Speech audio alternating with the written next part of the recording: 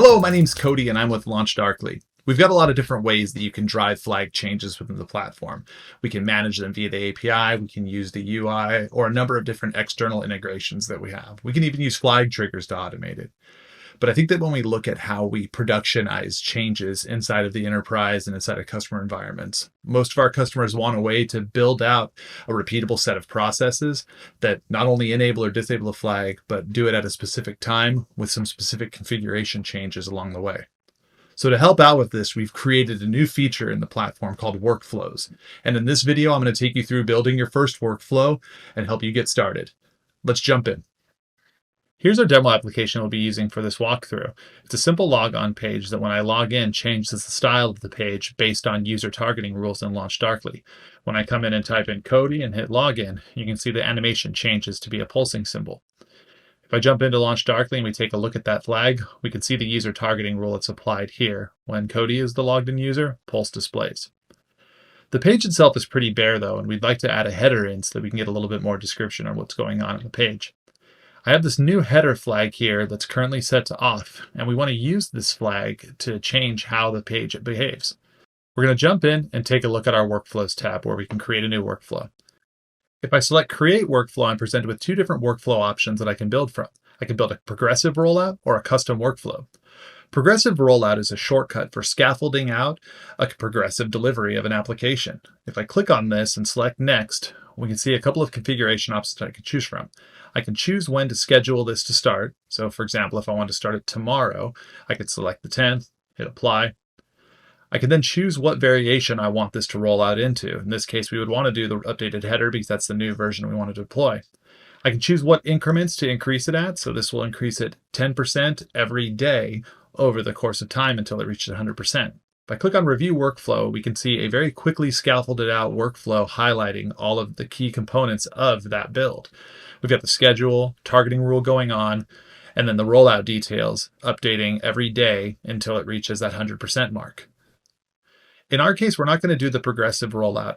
This is a quick way to do a progressive delivery, but in our case, we want to test against a specific group and then roll it out to production users the next day. So we're going to create a workflow and choose custom workflow because this will let us build out our own logic.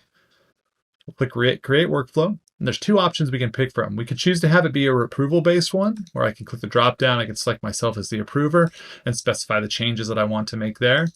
Or I can do it as a scheduled one. For the purposes of this demo, we're going to do it on schedule. So I'm going to go in here and I'm going to click on the scheduled time, and I'm going to pick a few minutes out from now. We'll go apply, and we'll start to scaffold out the logic behind this rule. We know that we want to bring the feature flag online, so we'll turn the feature flag on. We'll add another step where we're adding additional flag changes.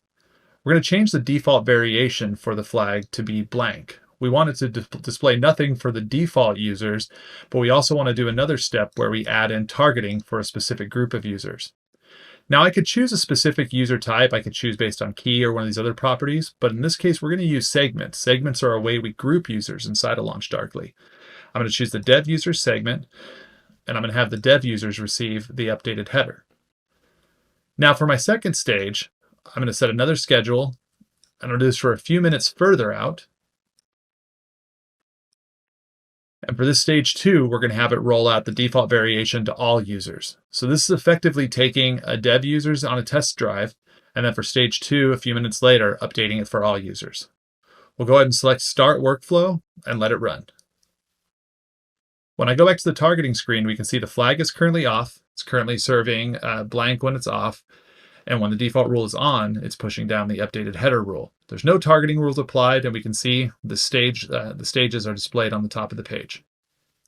We'll wait for this to execute and see how the application changes.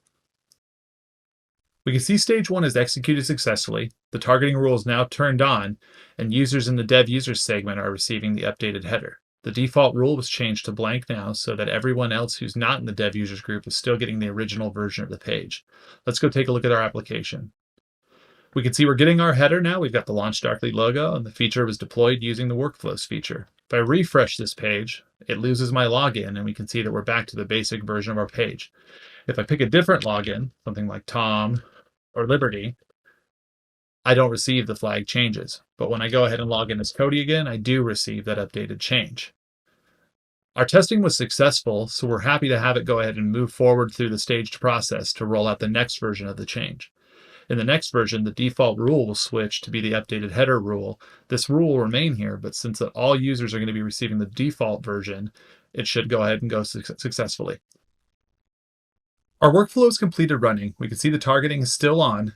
The workflow progress bar is gone, and our default rule is now to the updated header rule. If we switch back into our application, we hit refresh, we can see the application refreshes, and now with no user logged in, we're receiving that header option. All users now who consume this application have been moved to the new version. In a traditional deployment, this would have been someone sitting in front of the keyboard manually deploying these changes or manually toggling these features. But we were able to use workflows to automate that process of moving from dev users consuming the dev version of the web page to it being the new standard that all users are consuming. Workflows are now generally available in the LaunchDarkly platform, so you can go out and use them to start building your release workflows now. As you saw in the video, we can put these behind approvals. We can set them up to be time scheduled or date scheduled.